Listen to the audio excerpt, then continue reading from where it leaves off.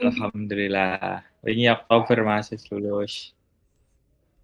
Halo, halo. Halo, halo Mas Aji. Guys, apa nunggu sing lain sih? Buset to. Barang. Iki udah Ya, sibuk iki. sibuk. Boleh receh-receh ya Mas. Oke,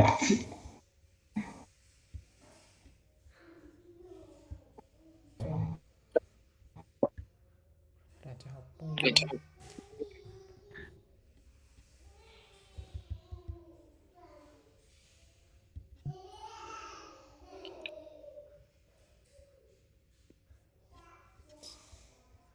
Share ning channel PNG Sirang mau iki kok.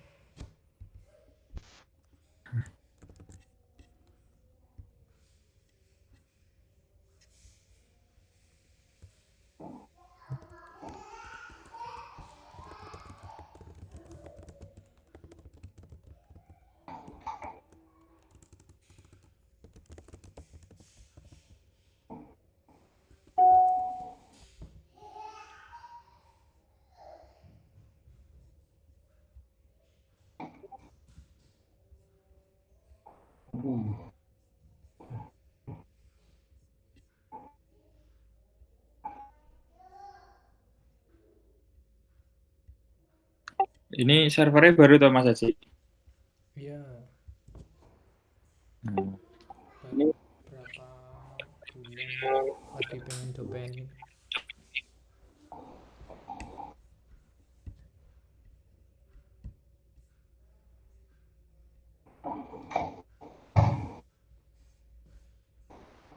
Dirimu sibuk ngoding apa saiki, Rob?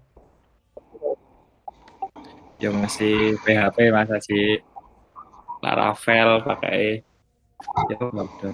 Tapi ini kemarin nyoba iki Mas.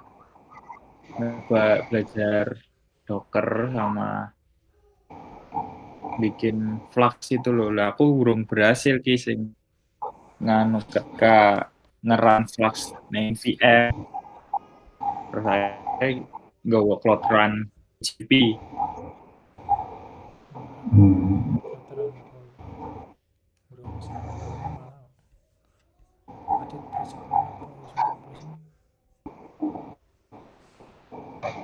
Apa tuh? Cloud. Oh, kipas oh ini. Ternyata malah gratis kalau di Cloud Run itu ya, Mas. Mas Fadil mungkin juga ya. Ya aku tuh narasumbernya kok Fadil loh. Cek. Ya, Suaranya Mas Fadil kayak kurang jelas ya. Yang mek ganti mic yang di doang. Ah, cek.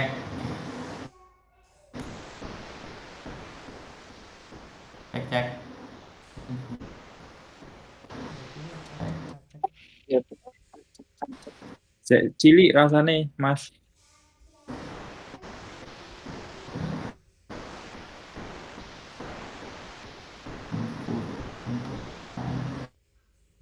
Cek.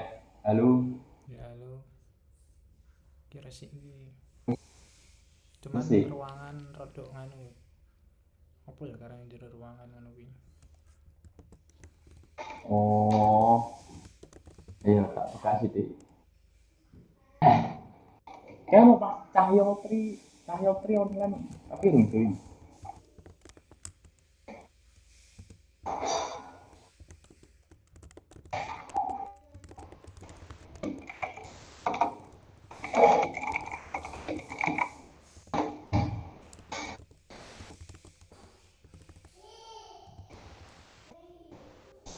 Oke.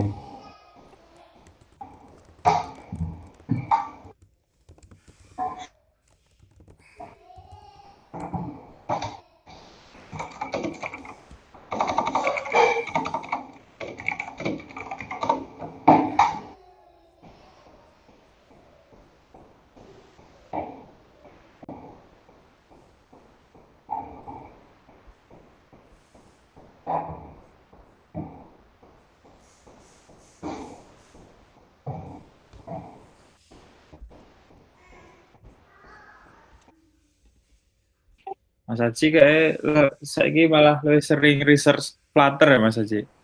Iya, aku seringnya Flutter saiki. Cuman yo sithik-sithik dolanan apa jenenge eh Node.js karo ini Docker gitu.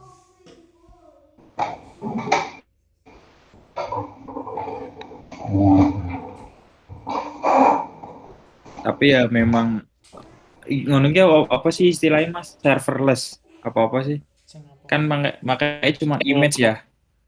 Ya Docker Fadil, itu tuh Mas. Fadil kuwi sing luwih ngerti. Aku entuk sinau. Aku serverless serverless sih beda mana yang gitu. Docker itu lebih ke apa namanya, bukan kontainer ngono Mas. serverlessnya, iya kontainer, tapi kalau serverless itu lebih ke pengguna apa, cara menjalaninnya di Docker. Berarti Radit, Halo, Radit selamat lah. join Mas Radit. Halo, selamat malam. Iya, Malam. Nunggu yang lain ngobrol-ngobrol dulu. Ah, iya.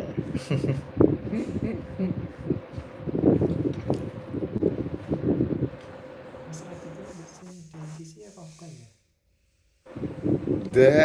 Udah pernah ikut nganu. Udah ikut UKM. Dinus ya. itu juga Oh, Dinus juga tapi Mas Radit. Apa dari mana? Iya, Ini dari semester Dinus. atau udah lulus? Udah lulus lama 2020. 20 bisa angkatan. Enggak nih, musik ini.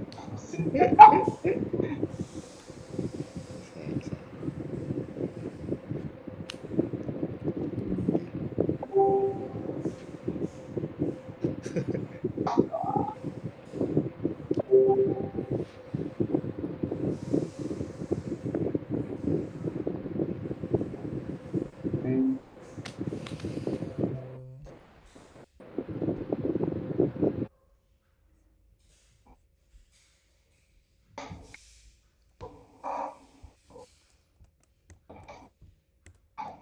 Meh dimulai sik kowe apa nunggu jam piro iki dulu?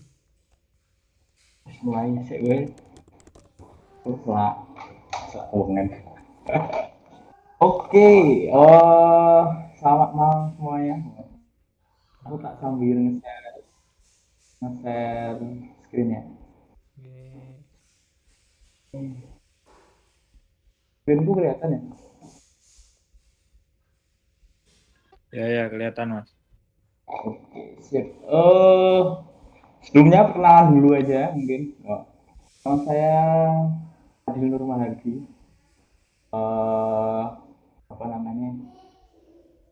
Dulu lulusan Dinus juga, terus sekarang lagi kerja di apa namanya, Wagely, satu platform AWA. Terus sebelumnya juga pernah kerja di Pivas sebagai software engineer juga. Terus dulu juga pernah jadi CTO, sama yang awal karir jadi dari web developer itu. Jadi sedikit profil aja. Jadi saya itu awalnya dari web developer, lari ke backend engineer, terus habis itu lari ke DevOps, atau sekarang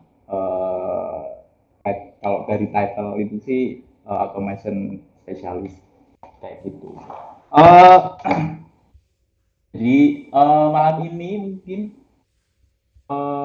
sedikit sharing tentang apa ya, journey sebagai yang awalnya dari web developer sampai uh, DevOps, atau dibilang developer operation gitu.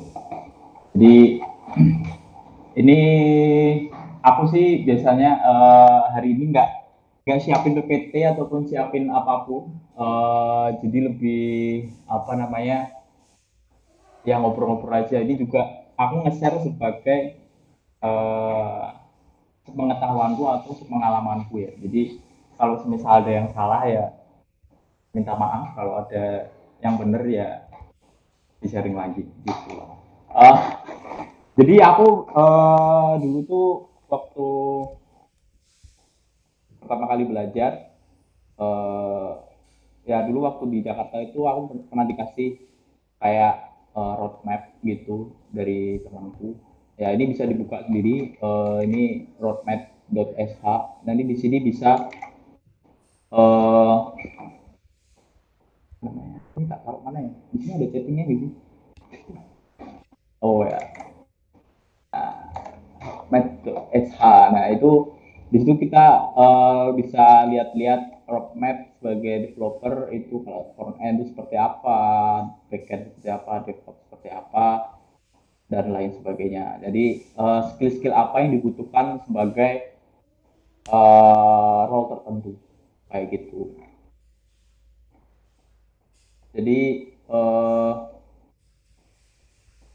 untuk pengalaman pertama sih, jadi aslinya aku awal ini sih mau sharing soal yang pertama itu apa namanya bisa dibilang monolith architect, habis itu microservice architect, habis itu boleh share-share juga tentang CI/CD ataupun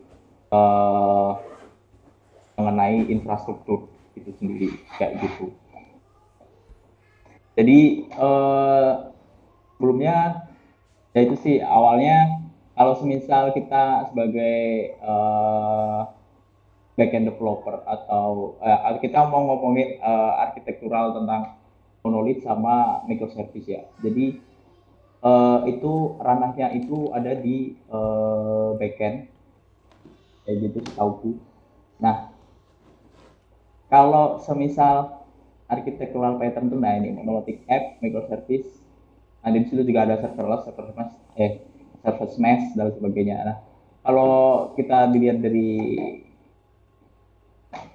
pengertiannya sendiri, jadi monolith architect itu intinya aplikasi itu di dalam suatu software itu dia jalan semua apa namanya semua apa yang dibutuhkan kayak gitu. Jadi kayak semisal ya di situ juga katakanlah kita punya e-commerce gitu, e-commerce jadi di situ dari database, dari apa namanya UI sampai nge-save ke database itu di dalam satu aplikasi kayak gitu. Makanya itu di apa namanya disebutnya monolith karena itu emang apa namanya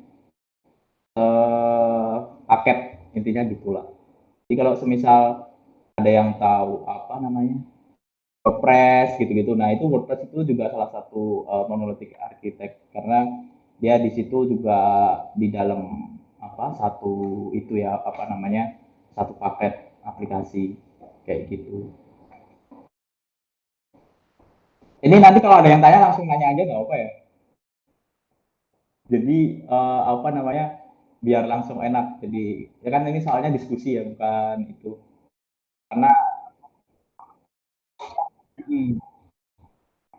jadi ya itu sih kalau dari perkuliahan juga pasti dikenalin ini juga apa namanya eh apa namanya legasi monolith arsitektural biasanya kan kalau di situ kalau di perkuliahan biasanya diajarin juga ya kayak gitulah apa namanya katakanlah bikin booking order atau apa gitu kan itu semua dari list katakanlah kita punya list ya item dan lain sebagainya itu semuanya dicampur dalam satu apa namanya satu aplikasi kayak gitu dan ini benefitnya apa ya itu kita kalau semisal mau developing itu lebih gampang terus apa namanya nggak ada dependensi ke manapun dan terus kalau semisal apa namanya integrasi pun lebih cepat kayak gitu karena di apa semua dari apa interface sampai pengolahan data dan sebagainya itu di dalam satu tempat kayak gitu. Nah, terus ya kalau semisal dilihat dari minusnya sih lumayan banyak. Jadi kayak minusnya itu kalau semisal kita ada isu, nah itu isunya itu di mana itu tuh kita susah trackingnya, satu itu. Terus yang kedua, kalau semisal kita aplikasi lemot gitu, aplikasinya lemot. Nah itu lemotnya itu yang bikin lemot tuh bagian mana dan lain sebagainya itu juga salah satu isunya. Nah terus misal kalau kita mau ngomongin ini nih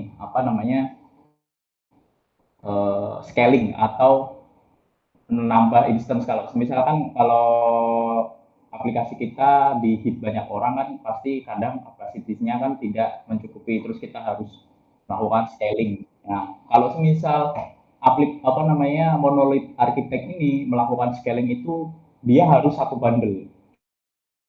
Jadi katakanlah kayak di e-commerce gitu.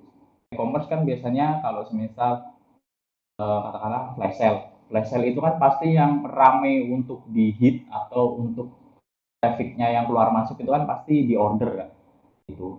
Nah harusnya kan kita secara logis ya udah berarti yang harusnya yang di scale itu ordernya gitu.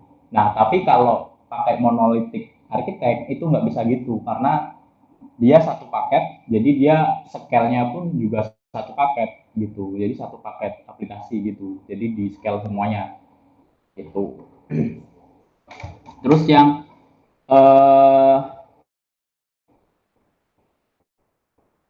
untuk minusnya yang lain itu apalagi ya? Kalau dari sini single tag itu pasti, jadi kalau semisal karena itu jadi satu bundle, jadi ya kita bahasa pemrogramannya itu cuma terikat dengan satu bahasa pemrograman aja kayak gitu. Nah itu untuk monolithic architect. Dari sini masih ada yang ditanya nggak dari ini monolith architect? Saya tanya Mas. Yuk. Halo. Saya tanya Mas kok tapi kok hilang. Halo, masuk Mas. Misal apakah sebenarnya kita itu harusnya sudah mulai bergerak ke microservice atau sebenarnya itu dilihat dari scope project-nya Mas? Kayak misal kita kan contoh mau bikin aplikasi yang cuma 3 modul aja ya. Itu kayak kita akan kalau secara project cost-nya kan akan lebih besar ketika itu harus punya front end, punya back end gitu loh. Nah itu apakah itu pengaruh? Jadi apa yang mempengaruhi kapan harus pakai monolith atau kapan kita harus pakai microservice? Itu sih. Itu nanti aku jawab, tapi sebelumnya tak jelasin dulu tentang microservice dulu ya. Biar tahu dulu dua-duanya itu gambarannya seperti apa. Oh.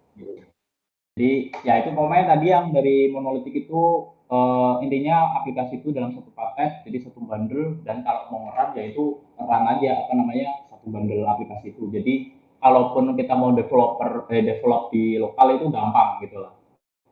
Nah beda cerita kita masuk ke microservice pattern ini. Jadi arsitektural untuk memecah service kayak gitu. Jadi aku dulu tuh sempet nemu pengertian microservice yang gampang dimengerti, tapi lupa sumbernya dari mana.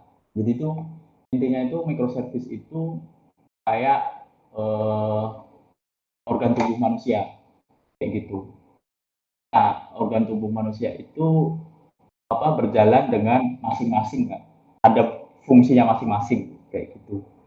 Jadi kayak tangan, ya ini tangan buat makan, buat apa, itu kaki buat jalan gitu kan, terus kepala buat mikir dan sebagainya. Dan itu pun bagusnya microservice yaitu, mohon maaf nih kalau semisal manusia itu katakanlah tangannya cuma satu, dia tetap bisa jalan, kan? Walaupun katakanlah cuma punya tangan satu, ataupun kakinya cuma satu gitu. Nah, tapi kan pasti punya jalan, masih bisa hidup ataupun masih bisa uh, melanjutkan kehidupan. Gitu. Terus yang kedua, ada yang organ-organ penting yang harus jalan agar manusia itu tetap hidup, kayak ya kepala dan sebagainya. Jadi kalau kepalanya putus ya pasti meninggal gitu kan, ataupun jantungnya gitu-gitu. Nah itu pasti akan meninggal. Begitu pula dengan microservice. Jadi microservice itu sebenarnya konsepnya itu mereka servisnya itu independen, satu sama lain itu tidak berhubungan, tapi terhubung. Terus yang kedua, microservice juga punya yang namanya biasanya sih disebut single point of failure atau jadi emang bagian-bagian krusial yang harus di maintain agar apa namanya aplikasi itu terus berjalan dengan bisa terhubung semua kayak gitu. Nah, kalau dilihat dari sini kan ini sistem apa namanya? Kalau dari sini kan jadi intinya kalau kita ya baik lagi aku selalu nyontohin e-commerce gitu kan. E-commerce itu kan ada banyak hal di sana ya, item, order, barang, ada order, terus ada apa namanya user dan lain sebagainya. Nah kalau di dalam monolith itu semuanya kan jadi satu. Jadi apa namanya satu aplikasi itu mengeserve semua fungsional tersebut. Nah nanti itu kalau semisal microservice itu jadi servisnya itu terpisah semua. Jadi apa namanya dari user katakanlah user itu punya service sendiri, terus order punya service sendiri, terus habis itu katakanlah delivery system itu juga ada, terus habis itu punya apa namanya barang atau produk gitu itu juga ada service tersendiri kayak gitu. Itu monolith architect kayak gitu. Semuanya ada fungsinya masing-masing, tapi itu terhubung kayak gitu. Mereka aslinya independen tapi terhubung. Nah, terus yang kedua, beberapa keunggulan buat microservice ini, yang jelas apa namanya itu ya independen. Jadi yaitu yang aku bilang tadi, kayak misal kita lagi ada campaign buat apa namanya flash sale gitu ya. Nah pastikan yang bekerja banyak itu service order, service produk aja nih gitu. Service user sama service itu kan nggak terlalu banyak karena gitu, nggak terlalu tinggi trafiknya. Nah nanti di sini untuk scalingnya itu kita bisa independen, cuma order doang yang tinggi gitu. Terus atau apa namanya shipmentnya juga, service shipment juga yang tinggi trafficnya kayak gitu. Nah di situ apa namanya jadi scalingnya kita bisa lebih granular atau lebih kecil skupnya per servisnya. Jadi kita nggak membuang biaya untuk nge-scale service-service lain kayak gitu. Terus yang kedua kalau semisal ada isu, jadi kita kalau ada isu itu aplikasi kita katakanlah service produk ini nggak bisa jalan gitu kan. Tapi itu semuanya masih bisa terhubung, maksudnya login masih bisa, terus kan berarti cuma nggak bisa ngelihat produk, order mungkin masih bisa atau nggak ngecek order mungkin masih bisa dan sebagainya gitu kan.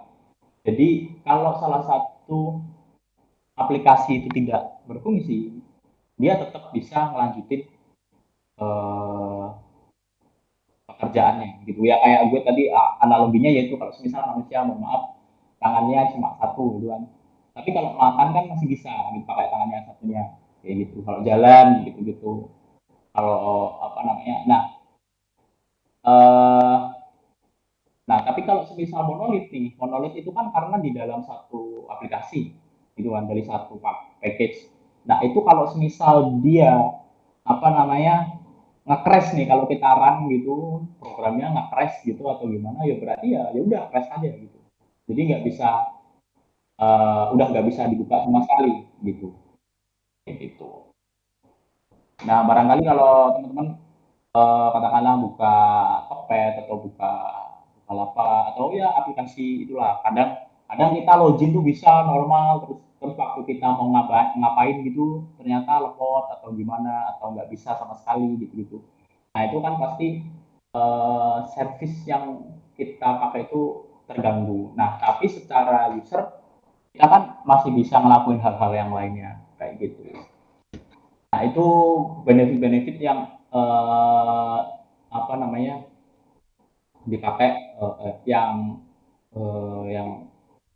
benefit yang ada pada microservice kayak gitu. Nah, terus tapi ya itu ada minusnya ya, kayak beberapa komponen itu harus HA itu atau high availability. Jadi itu high availability itu harus terjaga apa namanya kefungsionalitasnya. Ya itu kayak kalau di sini sih biasanya API Gateway. Jadi API Gateway itu semacam layer paling atas, atau ya kalau di manusia itu ya intinya dia otaknya kayak gitu. Jadi kalau misal API Gateway ini down atau rusak gitu, jadi ya yang belakangnya ini ya cuma ya sebatas ada doang, tapi nggak bisa terhubung sama lain gitu. Si user pun juga nggak bisa mengakses service-service tersebut kayak gitu. Nah, tadi menyangkut pertanyaan tadi, kapan kita pakai microservice, kapan kita pakai monolith gitu lah. Aslinya tadi udah lumayan benar. Jadi pemikirannya Robi. Jadi itu tuh semuanya arsitek itu pasti ada case by case-nya. Jadi semisal monolith nih, kita katakanlah kamu mau bikin aplikasi katakanlah yang simple kayak mendaftar katalog di perpustakaan katakanlah gitu, sama sistem peminjamannya lah gitu. Nah, itu akan terasa lebih kompleks untuk menggunakan microservice kayak gitu. Karena microservice ini minusnya itu ya lumayan banyak juga. Salah satunya itu cost. Microservice itu bayarannya lebih biayanya itu lebih tinggi, pakai banget. Karena di situ kita nggak bisa langsung eh, apa namanya langsung convert dari katakanlah dari monolith terus pindah ke microservice. Itu pasti costnya tinggi banget karena di situ kita harus mencamata service, kita harus running banyak service. Terus yang kedua ya pasti maintainability-nya itu tinggi banget, atau perawatannya kayak gitu.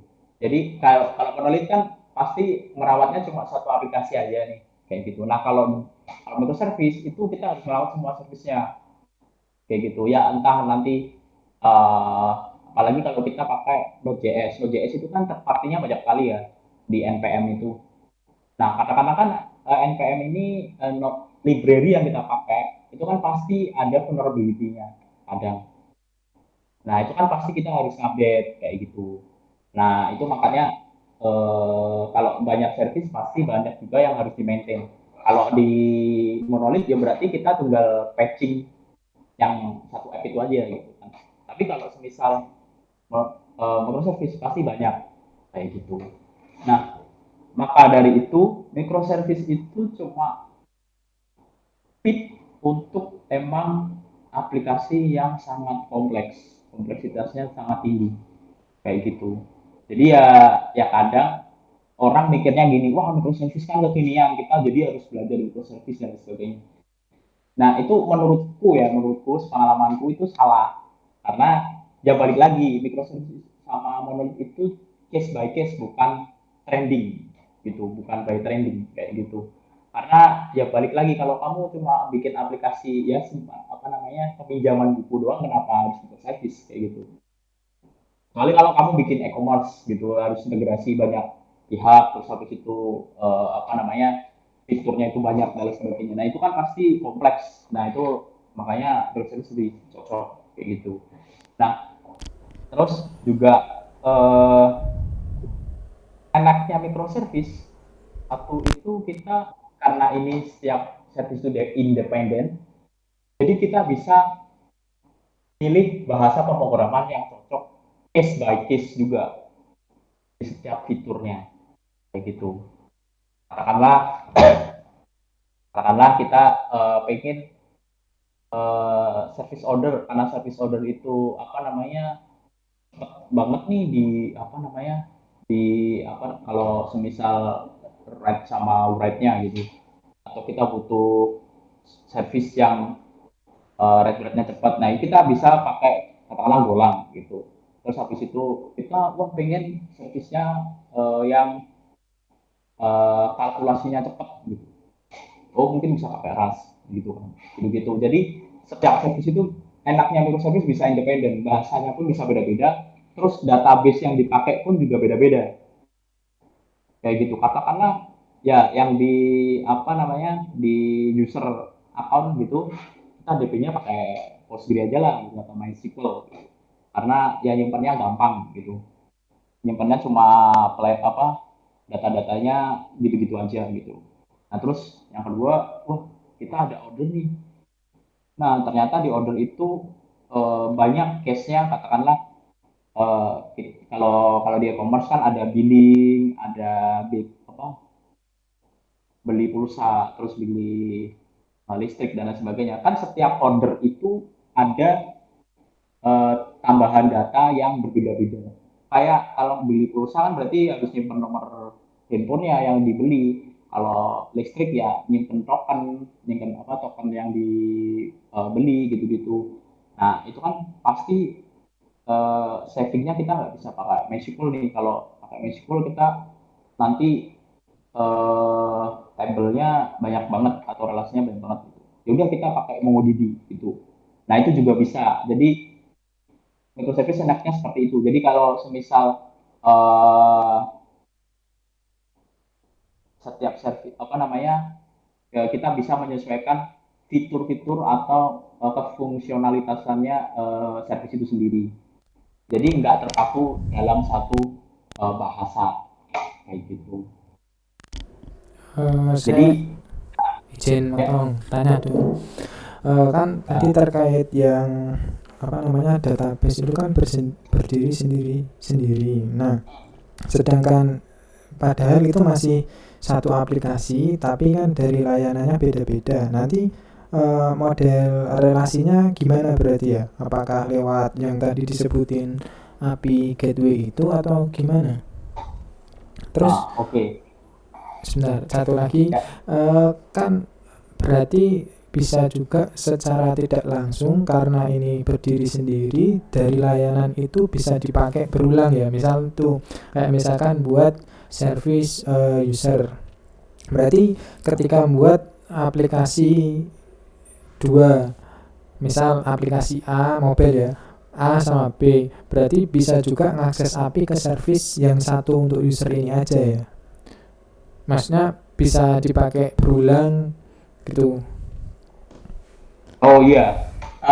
Oke. Jadi yang pertanyaan pertama kalau misal independen, DB-nya masing-masing, di mana kita cara relasinya. Nah, jadi ada uh, macam-macam caranya. Jadi yang common sih pakai REST API. Jadi karena ya kalau di contoh ini account service ini DB account, sini ada inventory DB, shipping DB kayak gitu. Nah, katakanlah account service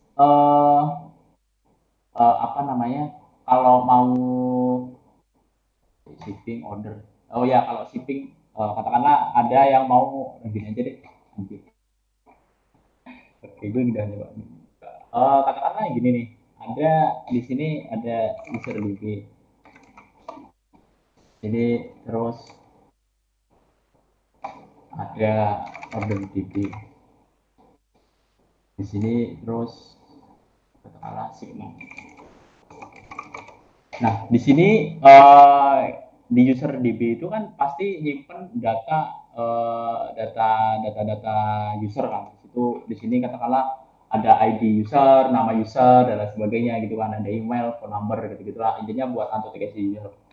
Nah, habis itu di order DB itu ada katakanlah ada produk, terus ada usernya siapa yang order kayak gitu kan. Terus habis di shipment, nah nanti pastinya shipment ini order dari order mana gitu. Jadi kan itu aslinya berrelasi tuh. Iya. Tapi kan secara microservice kan independen. Nah, di situ tuh nanti di sini ada kan di depannya ada SVC. Nah, di sini ada order SVC, terus di sini ada yang terakhir ada shipment SVC. Nah, di sini kan dia ngerit ke sini, di sini dia ngerit ke sini, ini ngerit ke sini. Gitu. Nah, waktu ada order terjadi, jadi di situ tuh katakanlah user A yang user 1 yang order gitu kan. Nah, di situ tuh di sini cuma nge-save user ID-nya aja sih gitu biasanya. Terus habis itu di sini cuma apa namanya yang di sini cuma nge-save order ini shipmentnya ini. Jadi di sini cuma nge-save order ID-nya aja seperti itu. Nah, waktu semisal ada katakanlah kita mau ngambil list order user yang order yang user ID-nya 1 gitu. Jadi dia cuma nge-fetch di sini where user ID-nya 1 gitu. Di sini ada satu lagi.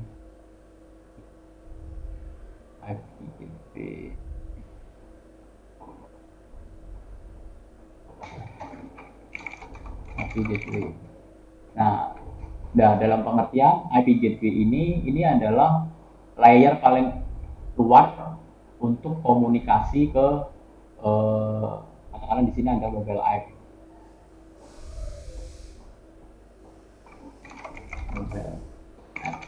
Setahu kalau IP gateway pattern itu dia dari public itu nggak boleh direct ke masing-masing ini. Jadi dari sini dia baru ngubungin ke ini, terus ini ngubungin juga ke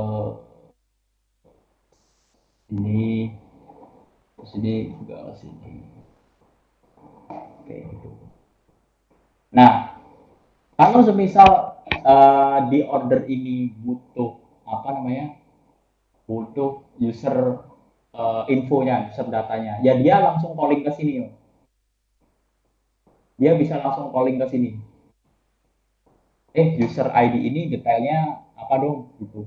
Katakanlah aku mau ngambil data emailnya atau mau ngambil data apanya gitu kan. Dan dia bisa komunikasi service to service. Nah, ini namanya service to service. Atau biasanya kalau di itu biasanya S2S gitu.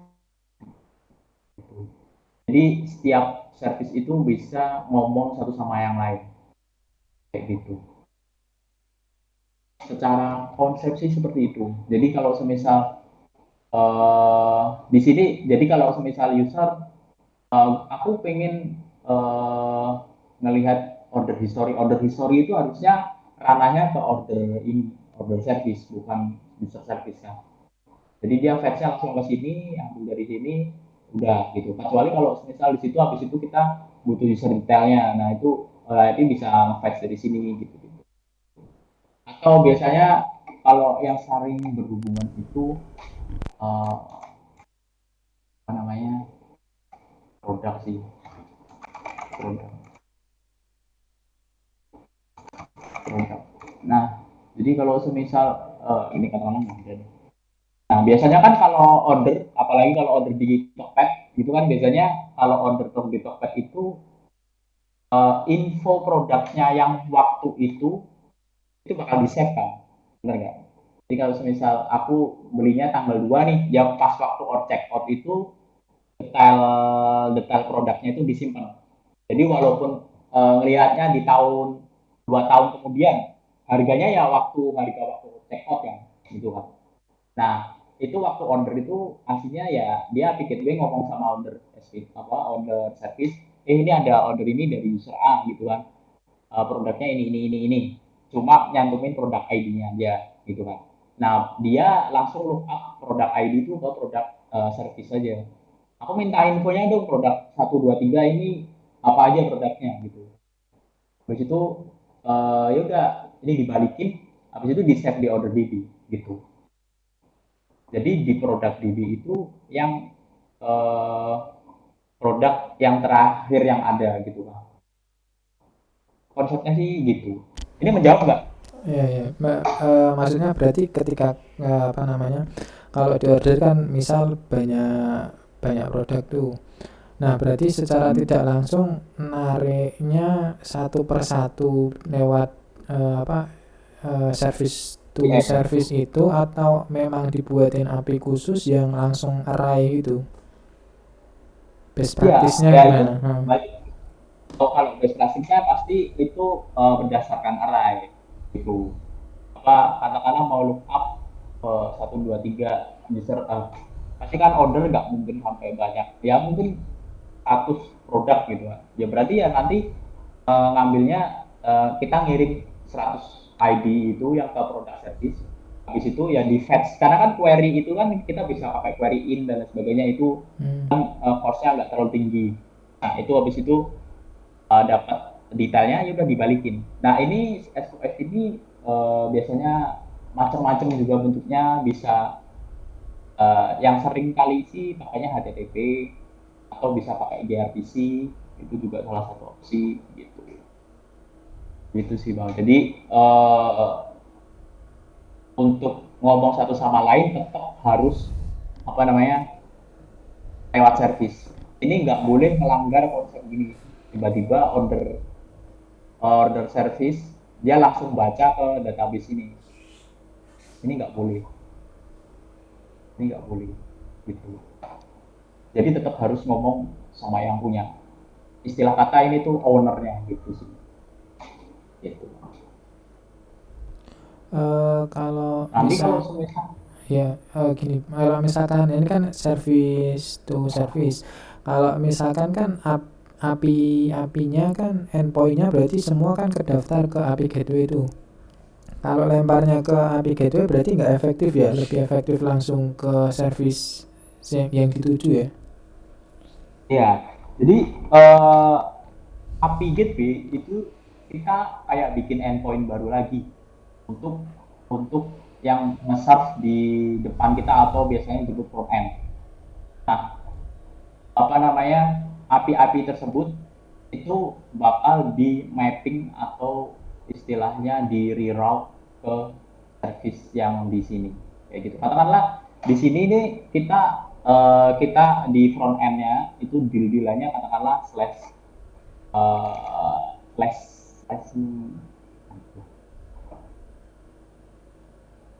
Nah katakanlah di sini kita endpoint-nya slash me gitu kan, atau me ya bahasa Inggrisnya me. Tapi ternyata itu habis itu ditranslate ke user SVC. User SVC di situ ternyata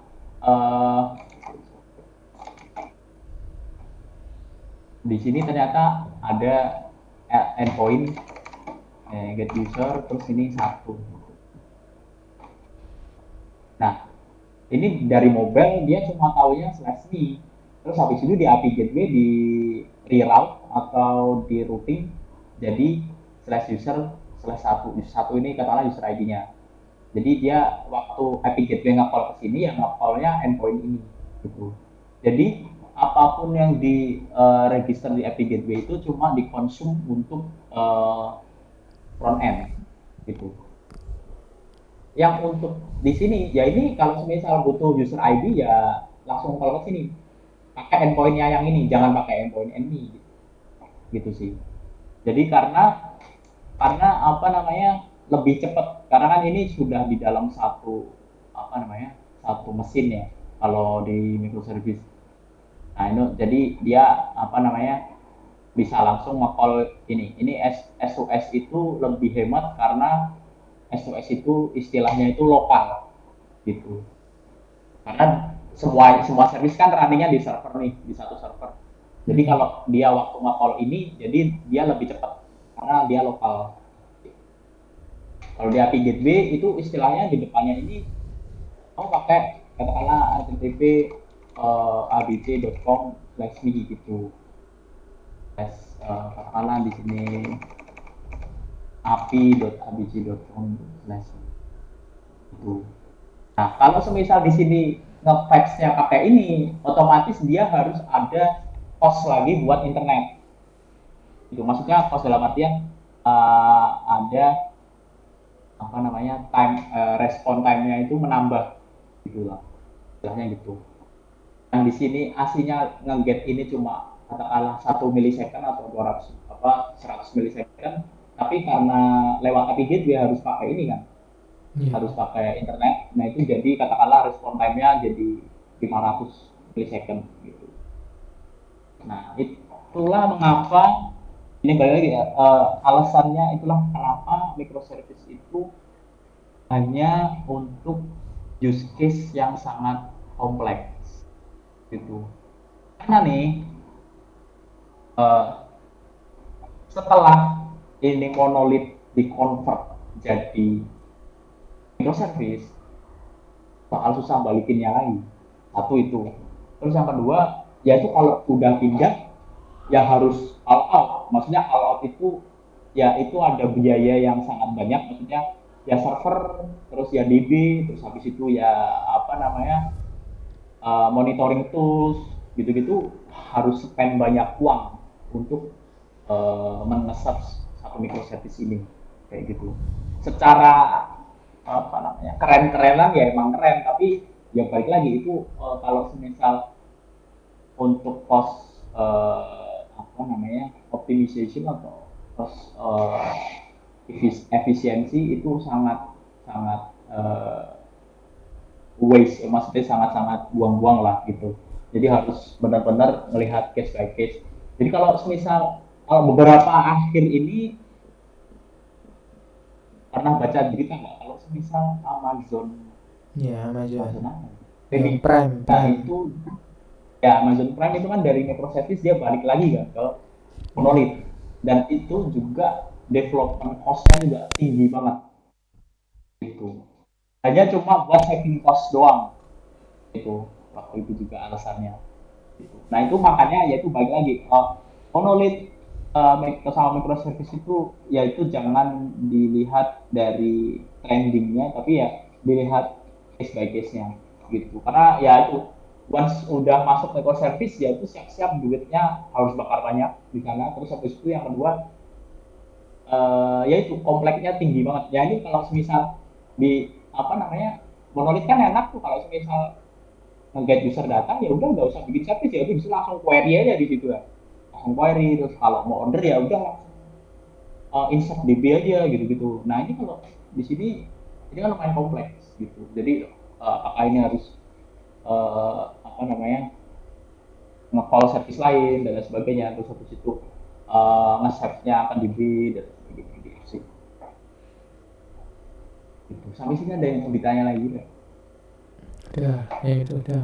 Terkait yang reusable service kayak misalkan kan yang tadi Google itu kan banyak layanan, kemudian pakai fitur paymentnya itu apakah pakai microservice atau cuman sekedar apa ya namanya nge-call API memang di layanan itu.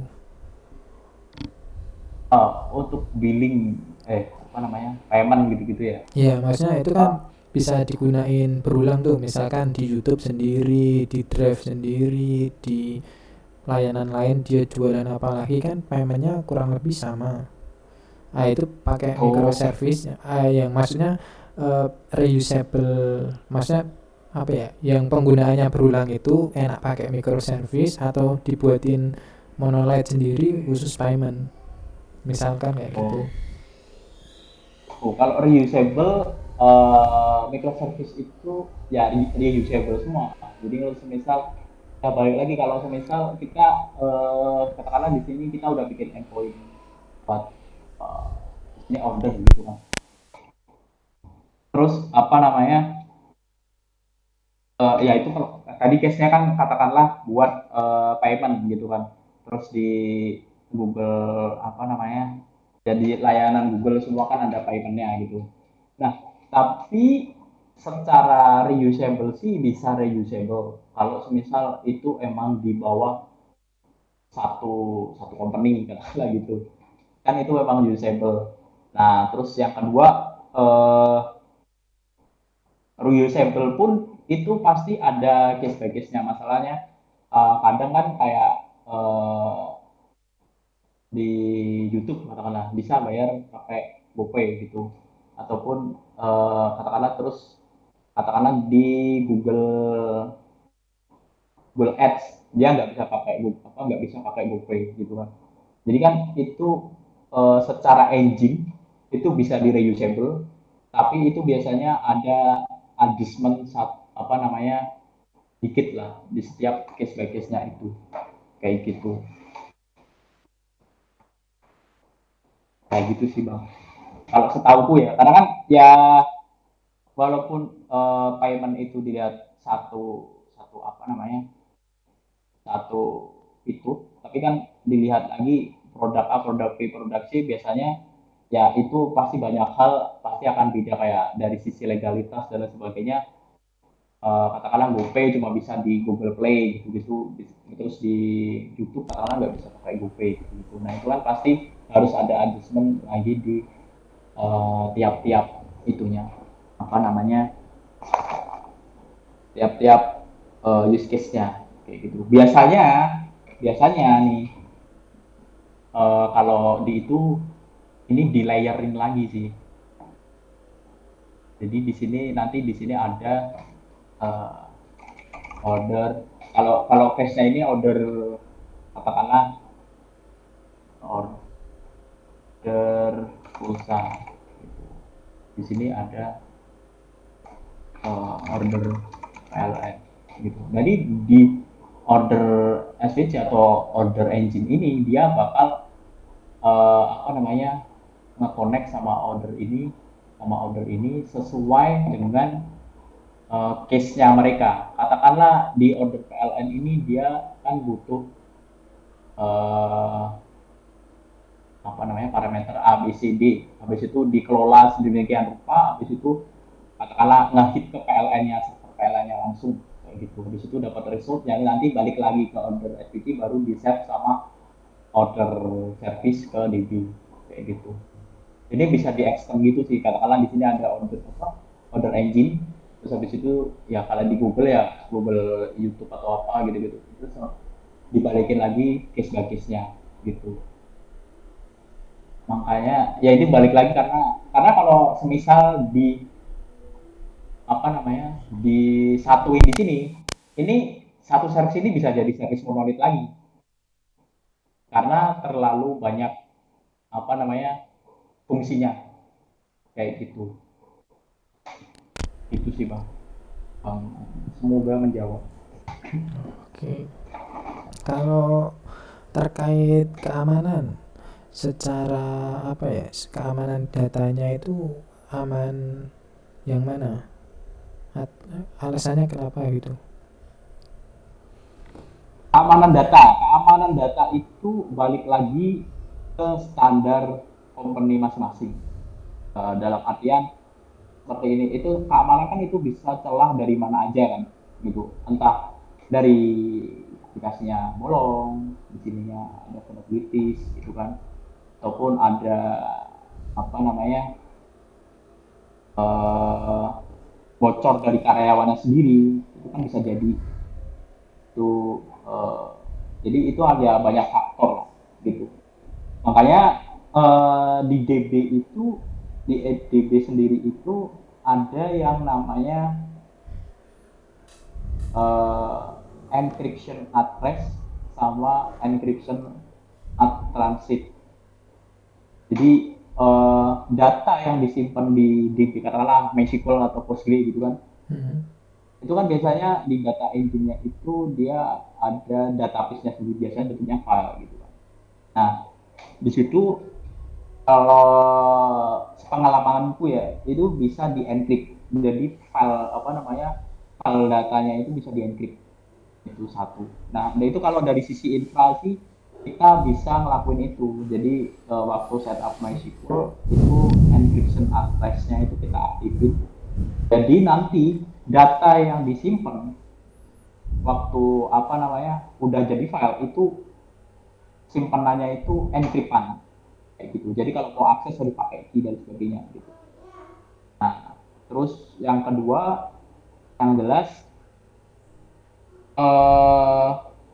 dari sisi servisnya sendiri atau dari sisi ininya, ini harus harus peka, yaitu yang bikin dia harus peka terhadap ya SQL injection, SQL apa dan sebagainya gitu kan, itu harus udah ada di dalam desain perancangannya seperti dengan rupa pokoknya service itu nggak bisa di SQL inject gitu. Terus yang ketiga layer depan lagi atau layer di mobile apps-nya ini kayak gitu. Nah biasanya kan kita ada autentikasi ke service ke aplikasi kita. Nah gitu. Nah itu bisa macam-macam buat autentikasinya. Nah biasanya yang sering tak pakai itu namanya pakai JWT sih, JWT token, JWT web token. Nah ini biasanya kan kalau semisal aplikasi ini aku udah login gitu kan. Nah aku udah login terus habis itu data loginnya kan biasanya kalau misal di Google habis login terus kan biasanya dapat token kan. Nah tokennya itu bisa bentuknya macam-macam. Nah ini biasanya sih kalau paling simple, nah itu aku biasanya pakai namanya JSON Web Token kayak gitu. JSON Web Token buat authorization antara front end sama server kita. Jadi tokennya setelah login dapat tokennya di sini harus dikirim setiap call request di API lain selain login, katakanlah gitu, pakai header authorization. Nah itu biasanya tokennya nanti di sini di decrypt, habis itu kelihatan tuh oh ini yang login user A gitu, oh ya udah ini boleh lewat gitu, itu sih. Itu untuk tiga sisi yang minimal harus ada sih. Jadi dari database itu harus encryption address. Kalau di AWS itu udah ada opsinya. Biasanya kan kalau AWS itu kita bisa pakai RDS. Nah di situ ada opsi buat encryption and encryption in transit and address. Jadi ini tinggal di enable aja sih, gitu kalau misal di AWS. Nah, ini otomatis nanti bentuk file yang disimpan di AWS-nya itu otomatis di encrypt kayak gitu. Untuk implementasinya langsung sih malah gue belum pernah. Maksudnya implementasinya gue belum pernah makrikin di katakanlah pakai Docker atau pakai apa. Belum pernah. Nah, ini kalau mau mau komplek lagi, ini bisa dikomplekin lagi. Jadi biasanya kalau pernah dengar itu tuh ada OAuth 2 kan, biasanya kan di Google kan namanya OAuth 2. Nah itu tuh cara kerjanya gini, waktu login itu dapat 2 token. Yang pertama token ya buat authorization, yang satunya buat token refresh token namanya. Nah refresh token token itu biasanya expirednya itu cepat, kalah sejam atau 2 jam gitu. Nah tapi yang refresh token itu biasanya dia expiry-nya itu bisa sampai 3 bulan atau berapa bulan gitu kan. Jadi kalau semisal kita kalau ngehit ke IP endpoint lain itu biasanya pakai yang header authorization itu, pakai token yang 2 jam habis itu. Nah nanti kalau habis nanti harus hit endpoint refresh token pakai authorization yang token refresh token itu. kayak gitu sih misalnya. Ke di sini kan dapat 2 nih token, ini expiry 2 jam di sini. Terus ada refresh token, expiry-nya ini biasanya 3 bulan sih paling lama. Nah, ini apa namanya, kalau di sini biasanya buat ngehit di API gateway-nya tuh pakai ini. Nah, tapi setelah 2 jam kan ini expired kan. Nah, biar usernya nggak perlu login lagi, itu si frontend biasanya ngehit endpoint. Di sini ada endpoint slash login, salah gitu. Nah, ini dapat dua token. Nah, terus habis itu kita punya endpoint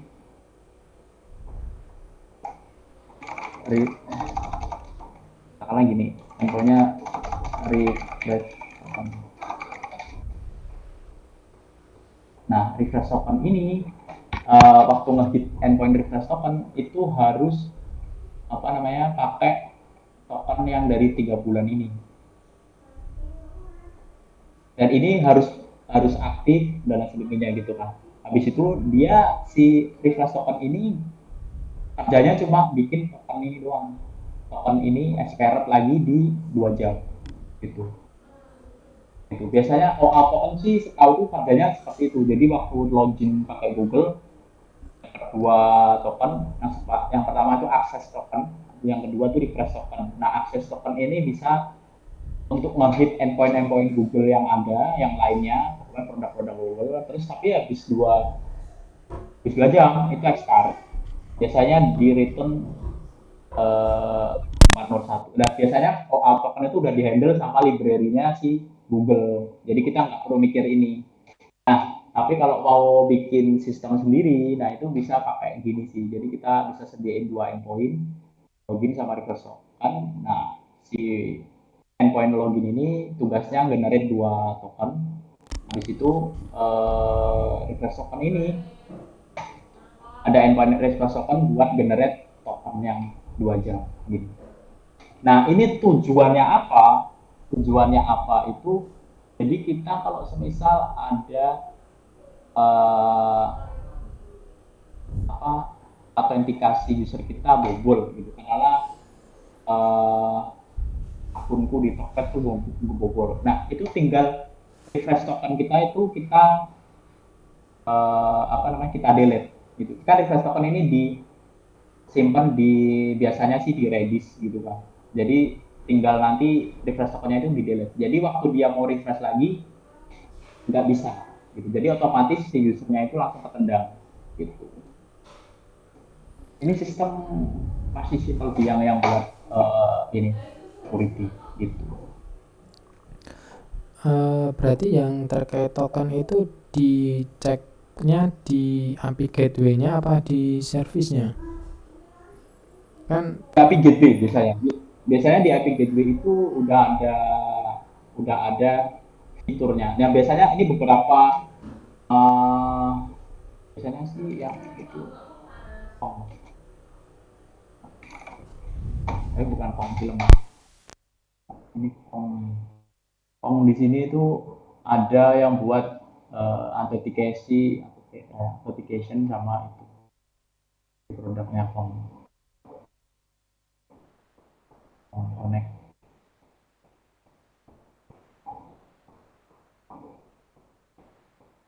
Nah, API Gateway itu banyak sih kegunaannya, bisa buat authentication, authorization, terus buat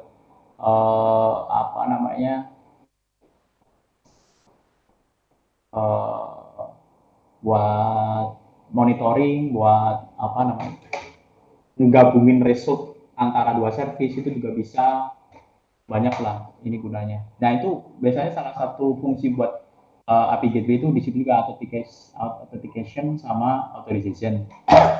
Lainnya banyak kayak red limit gitu-gitu, red limit juga perlu gitu-gitu. semuanya di API Gateway. Jadi setelah masuk sini, jadi service sudah tahu Kak, si user ini yang login itu user A, user B, user C itu. Jadi di sini udah pada tahu gitu dari API Gateway ini. Itu sih. Oke, dari saya udah sih. Yang lain mungkin ada yang mau tanya.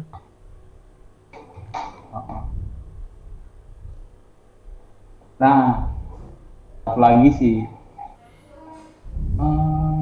Terus kenapa aku bilang microservice itu mahal?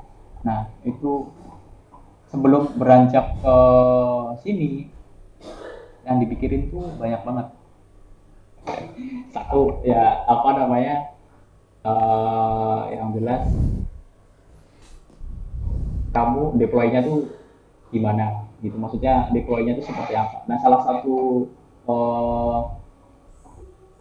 requirement skill buat ke situ tuh biasanya itu harus tahu CI/CD, harus tahu apa namanya design pattern, terus harus tahu security ya jelas lah, terus harus tahu yang namanya containerization kayak gitu. Nah, kenapa containerization itu wajib gitu kan? Karena kan ini yang salah satu keistimewaan microservice tadi kan kita bisa bahasanya itu bisa macam-macam, benar nggak? Nah, bahasa-bahasanya itu macam-macam kan pasti otomatis kalau mau ngerunning requirement-nya kan macam-macam juga kan. Kayak ya misal PHP mesti butuh web server buat ngerunning gitu kan, satu. Terus karena Node.js juga berarti harus install Node.js-nya sendiri, harus install apa namanya ya install Node.js-nya. Kalau Golang berarti harus install Golang gitu. Nah, makanya itu kita butuh containerization. Containerization itu ya salah satunya itu yang populer itu Docker. Nah, Docker itu apa? Docker udah pada tahu. Docker.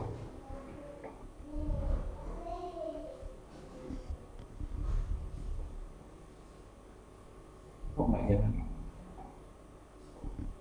Oke. Docker ada yang mau tahu? Ada yang mau tahu. Udah pada tahu belumnya?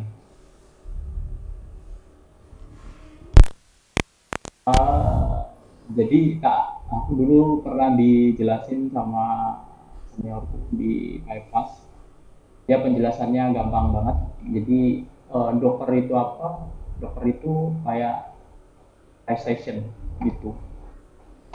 Jadi setiap game atau aplikasi yang pengen dijalanin, ya udah dipakai format Docker atau containerization gitu kan. Jadi di PHP itu bisa dibungkus jadi suatu Docker image. Nah, itu tuh bisa dipakai. Nah, nanti jadi di server kita cuma butuh ngerunning Docker aja, habis itu kita bisa menjalani aplikasi ini gitu. Jadi walau segimanapun bahasanya apapun itu, kalau bisa dikontainerisasi ya udah dia bisa dibikin kontainerisasi, habis itu dijalanin di server kita seperti itu. Jadi dia biar lebih gampang untuk itu. Nah, dan microservice nggak habis di situ aja. Jadi microservice itu juga harus ngerti tentang containerization, habis itu security itu jelas, terus harus tahu async dan sinkronus dan asinkronus communication, terus habis itu harus tahu CI/CD, ya ini unit testing, functional testing itu juga harus tahu kayak gitu. Sampai sini ada yang mau ditanya dulu nggak? Saya mau tanya, Mas. Ya. Dari microservice itu kan berarti sangat kompleks ya untuk dari segi service ketika kita mau melakukan request apa atau mau ngepost apa gitu jalannya agak banyak ya. Nah itu tuh saking kompleksnya gitu tuh berarti untuk setiap bagian-bagiannya itu ada spesialisasi tersendiri berarti ya. Untuk tiap peran-perannya berarti tidak bisa satu orang nih ya bisa buat semuanya atau gimana gitu. Oh, jadi kalau secara ya itu kan harusnya balik lagi ke company policy ya gitu ya, siapa yang pegang apa gitu kan. Jadi kalau sepengetahuanku ya, eh, satu tim itu harusnya itu nggak boleh lebih dari 5 megang domain. Karena kalau udah lebih dari itu biasanya eh, kompleks.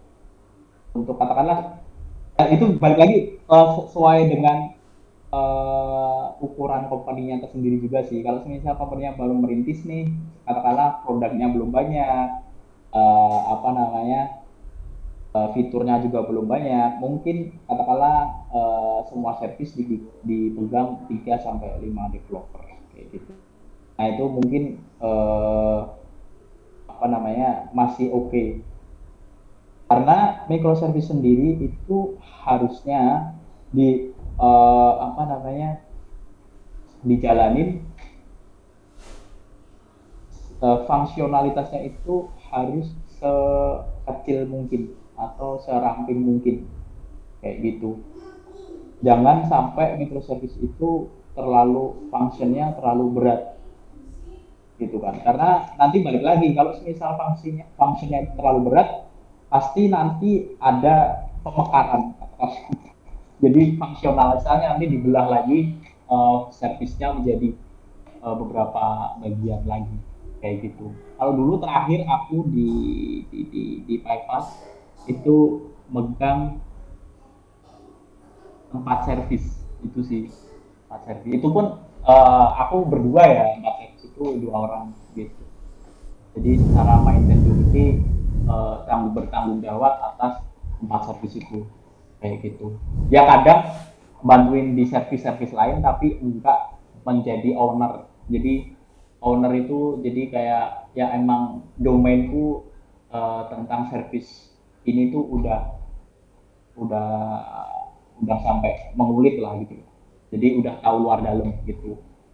Tapi untuk bantuin servis karena di teman di tim lain itu nggak sebegitu banyak, cuma katakanlah nambahin 1 endpoint aja gitu-gitu. Jadi nggak cuma bantuin dikit-dikit aja gitu. Tapi untuk yang 4 servis ini hands on full apa namanya full luar dalam dari sisi tracing, monitoring, terus habis itu apa namanya semua endpointnya harus ngerti, terus penggunaannya harus apa gitu-gitu. Itu tanggung jawab full di 4 gitu.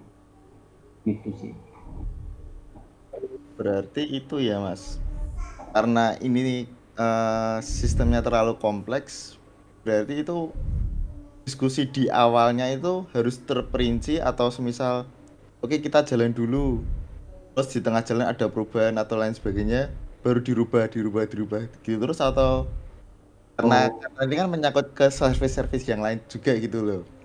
Itu Iya. gimana Bro? Nah, kalau di tahap awal itu atau planning itu harus jelas sih. Harus jelas dalam artian katakanlah kita mau bikin fitur order. Oh, ini data yang dibutuhkan itu apa aja gitu. Dari data gitu kan. Oh, katakanlah ini nyenggol ke user service sama product service sama apa lagi gitu-gitu kan. Nah, itu kita ngecek dulu di sana apakah ada endpoint yang apakah ada endpoint yang kita butuhkan atau belum gitu kan. Oh, udah ada nih yang di user, katakanlah kita cuma butuh user data, ya mereka punya endpoint user detail gitu. Oh, berarti udah ada. Terus di sisi project katakanlah belum ada endpoint A gitu. Berarti kita masukin nih, kita harus ada changes di product service gitu. Kita tulis gitu kan. Nah, secara dependensi itu harus dilihat dulu mana-mana aja untuk develop fitur. Nah, ini nyenggol ke service mana aja. Satu itu. Yang kedua, biasanya teknologi apa yang kita pakai. teknologi apa yang kita pakai itu yaitu yang tak bilang itu keistimewaan service itu kita bisa pilih bahasa pemrograman apa yang paling cocok untuk case fitur itu kayak gitu kan. Karena untuk order, wah ini kayaknya kita apa namanya kita pakai bolang aja gitu. Nah itu juga biasanya cuma itu doang sih. Nah itu biasanya kita kan udah setuju nih pakai bolang gitu. Habis itu kita ada perlu itu enggak apa namanya ngasih tahu ke servis-servis lain. Selain bahasa pemrograman itu juga ada beberapa yang harus dipertimbangin. Kayak yang tak sebut tadi ada synchronous communication atau asynchronous communication. Jadi biasanya itu kita aku jelasin dulu synchronous communication sama asynchronous communication. Jadi synchronous communication sama asynchronous communication itu komunikasi biasanya di salah satu pattern yang digunakan untuk service to service communication atau S2S gitu. Jadi kalau sinkronus komunikasi itu biasanya dia datanya sifatnya itu harus dapat gitu. Jadi makanya dia aku tanya langsung dapat gitu, nggak boleh ditinggal gitu kan. Nah beda cerita kalau asynchronous communication. Asynchronous communication itu kayak semisal gimana ya analoginya ya. Intinya dia nggak harus dapat responnya langsung gitu. Jadi kayak misal gini ya, katakanlah aku mau nge-send OTP. Nah, send OTP itu kan nggak harus nge-send OTP langsung, gitu. Nggak harus direct gitulah intinya komunikasinya. Nah, aku bisa langsung cuma apa namanya bilang, aku butuh OTP gitu doang. Terus habis itu tak tinggal gitu. Entah itu habis itu diproses sama servis apa. Nah itu urusannya belakangan. Biasanya kan OTP kan juga gitu, kita send OTP-nya juga nggak langsung datang kan gitu kan. Beda cerita kalau semisal apa namanya kayak login gitu. Login kan itu langsung direct kan. Aku user password ini harusnya langsung kelihatan gagal atau berhasil gitu. Nah itu sinkronus sama asinkronus. Nah di situ kita juga dilihat dulu kita komunikasinya ke siapa aja gitu karena tadi saya bilang ke user service nah dia kita apa namanya sinkronus atau asinkronus. Nah sinkronus katakanlah sinkronus ya udah pakai bisa pakai REST, bisa pakai gRPC dan sebagainya gitu. Terus katakanlah kita butuhnya async. Nah async itu waktu create order biasanya payment kan biasanya nggak langsung berhasil tuh, biasanya harus nunggu dan sebagainya gitu. Nah biasanya itu pakai message broker atau message broker ini ada dua tools, banyak sih toolsnya sih. Yang common itu dua ini, RabbitMQ sama Kafka. Ini modelnya itu patternnya event apa gitu, arsitekturnya ada lagi lah gitu, pokoknya event driven development atau event driven ya itu event driven gitu. Nah itu harus dilihat dulu, terus habis itu tools apa yang kita pakai gitu. Nah itu ditentuin juga dari awal apa namanya dependensi mana yang kesenggol, terus habis itu text stack-nya kita mau seperti apa, language-nya, terus habis itu kebutuhan tools-nya apa aja gitu. Nah itu harus di deal-dealan juga itu dari di back end-nya seperti apa. Makanya sebelum development itu ada yang namanya tuh SA review atau software architectural review. Jadi di situ biasanya kita discuss sana sini. Jadi kita nge-planning semuanya. Ini harusnya sampai endpoint-nya nyimpen DB-nya seperti apa itu harus dijelasin semuanya sih. Gitu biar beneran lebih jelas. Nah, terus yang kedua kan pasti itu kan dari sisi back end ya. Nah, terus habis itu sisi front end itu juga sama. Di sisi front end kita kan biasanya integrasi pakai IPA kan. Nah, di situ kita harus deal-dealan kontrak juga. Deal-dealan kontrak itu kayak nanti endpointnya ini ya /ABC gitu, terus parameternya ABC ya, ABC gitu. Nah itu deal-dealan di situ. Nah habis itu ya udah, kalau udah deal semua ya udah, si back end sama front end biasanya jalan bareng development cycle kayak gitu. Nah itu udah baru masuk development cycle setelah software apa namanya arsitektural itu di approve atau udah disetujui dari semua pihak kayak gitu sih. Ya itu balik lagi, makanya kalau microservice itu yaitu banyak banget yang bisa dipelajari di microservice, tapi ya itu balik lagi apa namanya, di samping itu ya banyak juga kos-kos yang harus dibayar juga kayak gitu. Kita katakanlah mau nambah fitur A doang, kadang itu kelihatannya simple tapi ngubahnya banyak kadang kayak gitu. Gitu sih. Beda cerita kalau monolit ya. Kalau monolit kan kelihatan nih, aku mau ngedit order nih, ya udah langsung ngedit aja di ordernya itu juga. Palingan langsung di line itu aja gitu. Nah tapi kalau semisal di di microservice nih, katakanlah mau ngubah alur ordernya gitu. Nah itu bisa jadi nyenggol ke service, nyenggol ke banyak service kayak gitu. Itu yang bikin susah di microservice-nya sih gitu sih. Apakah menjawab? Menjawab. Gitu sih.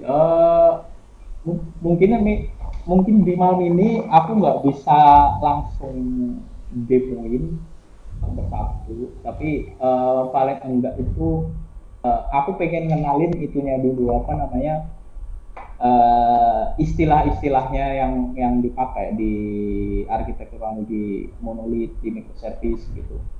Ini bahkan di microservice itu masih lumayan banyak lagi. Di sini kan ya ini kalau lihat di roadmap SH ini udah lumayan komplit. Nanti bisa dilihat linknya. Nah, nanti di situ kalau misal mau lihat PostgreSQL apa bisa diklik aja di sini. Kenapa lama nih loading? Nanti bisa dilihat apa namanya di sini apa di detail-detailnya kayak gini. Ini di sini ada caching. Nah ini caching itu juga mana ya, udah lumayan kompleks juga caching itu. Enggak kompleks banget sih, maksudnya ada beberapa itu yang harus diterapin caching kayak gitu, karena kan kadang kita developer cuma ya itulah apa namanya ngeprogram terus habis itu ya udah gitu kan, kayak secara performa itu jarang banget dilihat dan lain sebagainya gitu kan. Nah di situ salah satu untuk meningkatin performa itu juga ada case atau caching gitu. Nah itu ada di client side, server side, sama CDN. Aku sih lebih seringnya yang di ini Redis pakai server side gitu. Caching itu lumayan banyak membantu, kayak misal mau nge-get data yang statistik gitu kan. Katakanlah aku mau ngambil order history nih. Nah, order history itu kan biasanya kalau secara pemrograman kan ya udah, aku di order service aku nge-query ke order DB kan. Order DB terus nge-fetch ini user A ini ordernya berapa gitu kan, sampai user apa namanya produk detailnya. Kalau di Tokped kan biasanya langsung kelihatan kan produk detailnya apa aja gitu kan, total bayarnya berapa, terus ini ordernya kapan gitu, sampai banyak gitu. Nah itu kalau sekali kan, katakanlah satu kali query-nya lumayan lama katakanlah gitu. Nah kalau order, bayangin kalau misal order wholesale-nya udah 1000 nih, udah 1000, pasti kan itu lama-lama lemot kan. Nah makanya itu dibutuhin yang namanya caching itu tersendiri gitu. Jadi daripada nge-query lagi, karena kan order history itu nggak bakal ganti kalau semisal kita nggak buat order baru, katakanlah gitu. Jadi dia datanya itu statistik itu aja, makanya daripada nge-query terus bisa di caching pakai Redis kayak gitu. Nanti harapannya ya apa namanya, ini tuh untuk yang awal ini sih aku pengennya jelasin dulu tentang istilah-istilahnya, terusnya gitu-gitu. Nah, mungkin kedepannya teman-teman nih katakanlah aku pengen minta tolong dong jelasin yang lebih detail tentang ini gitu. Katakanlah di sini CI/CD gitu. Nanti kita mungkin bisa ada sharing session tentang CI/CD, fokus untuk CI/CD-nya tersendiri gitu. Gimana implementasinya CI/CD, terus habis itu CI/CD itu harusnya step-stepnya apa aja, terus nanti mungkin ada live demonya juga di mungkin ya nanti gitulah, pengennya sih gitu sih. Jadi makanya aku yang awal ini tuh aku agak bingung mau jelasin apa aja gitu sih. Nah nanti pengennya kedepannya yaitu nanti kalau emang ya pengen sharing topik ini dong mas, udah pernah pakai belum dan lain sebagainya gitu kan. Nah mungkin di situ bisa itu sih, bisa apa namanya, sharing lagi lebih dalam, maksudnya lebih deep tentang itu. Karena kan yang awal ini aku cuma jelasin ya dasar-dasarnya aja, apa-apa yang digunain dan lain sebagainya, tapi nggak sampai ke implementasinya kayak gitu.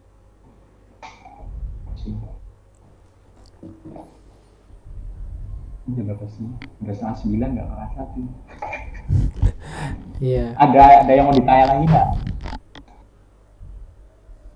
ada lagi mungkin sebelum ditutup.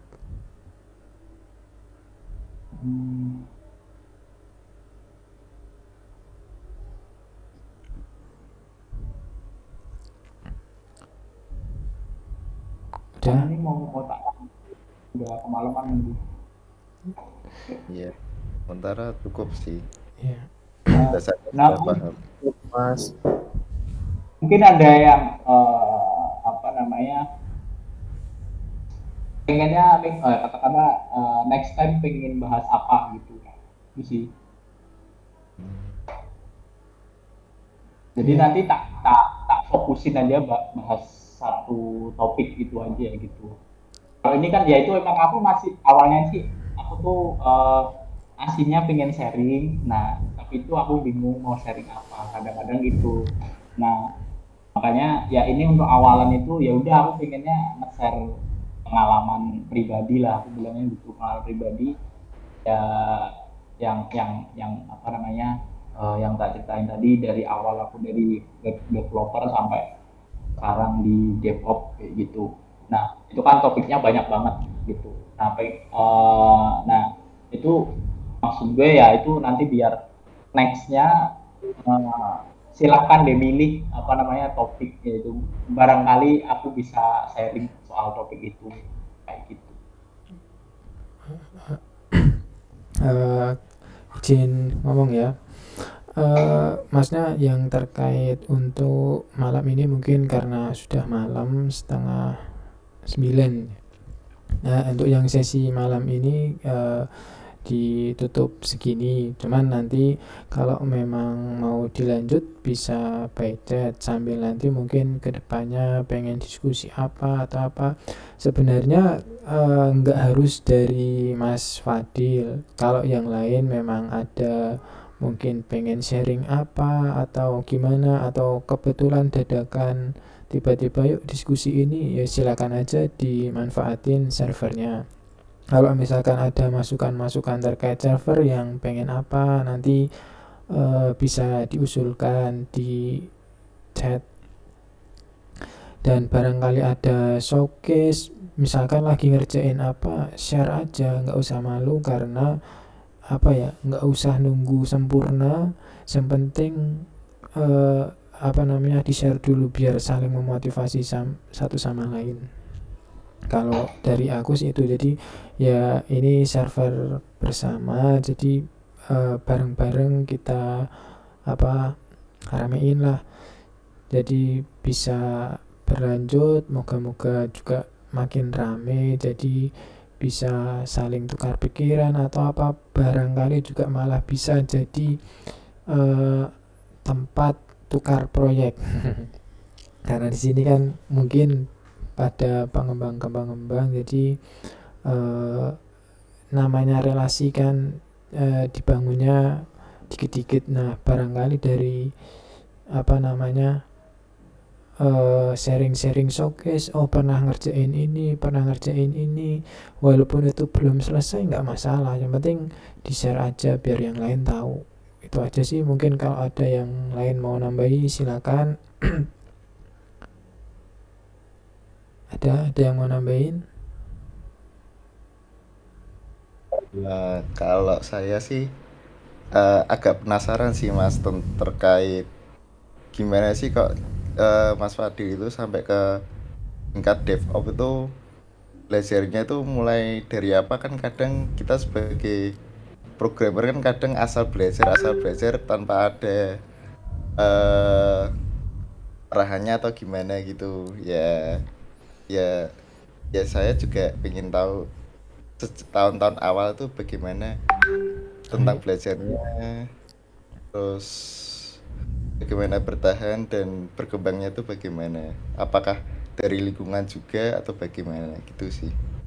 Nah, oke, itu tak stop dulu Mas Fadil. Maksudnya ini kan karena tadi sesi voice-nya sampai sini, maksudnya nanti kalau memang itu bisa dilanjut by chat. Jadi yang kebetulan belum bisa ikut kan, jadi biar bisa mantau, karena kadang kan mikirnya delalah anak kos kuotanya eman atau gimana kan, barangkali ada seperti itu. Nanti kalau memang ada pertanyaan silakan chat aja ke, mungkin izin dulu kalau boleh di PM ya silakan PM ke Mas Fadilnya, kalau enggak open public, nanti biar siapa yang tahu ya share aja, jawab aja, nggak masalah, nggak usah malu. Kalau misalkan salah pun nggak ada yang nyalahin, jadi ya saling share tukar pikiran, tukar info aja sih, biar servernya hidup. Gitu aja sih. Monggo Mas Fadil kalau mau nambahi sebelum ditutup. Mungkin nanti ini sesinya ditutup dulu ya. Nanti mungkin aku nongkrong di Voice General sampai jam 9 lah. Kalau emang mau ada yang ditanya nggak apa-apa sih. Tapi untuk yang saat ini mungkin ditutup dulu yang terkait tadi yang berbahasa gitu sih. Dan nanti kalau misalnya mau itu jobbing di general dulu aja nggak apa-apa. Gitu. Ya. Berarti mungkin gitu ya, maksudnya terkait sesi ini kita close dulu. Kalau memang yang mau lanjut bisa tetap di sini atau pindah ke general, bebas.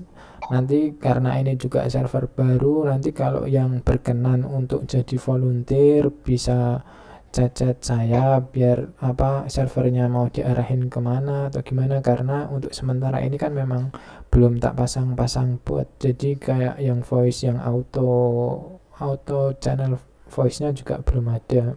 Paling gitu sih.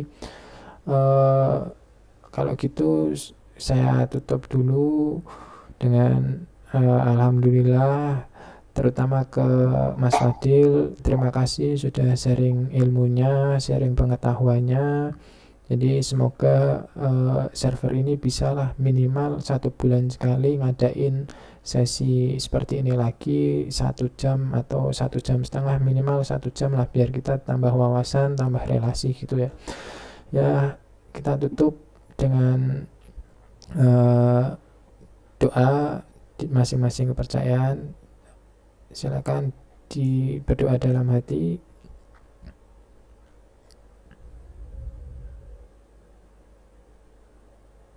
Oke, kita tutup ya. Assalamualaikum warahmatullahi wabarakatuh. Saya izin live dulu.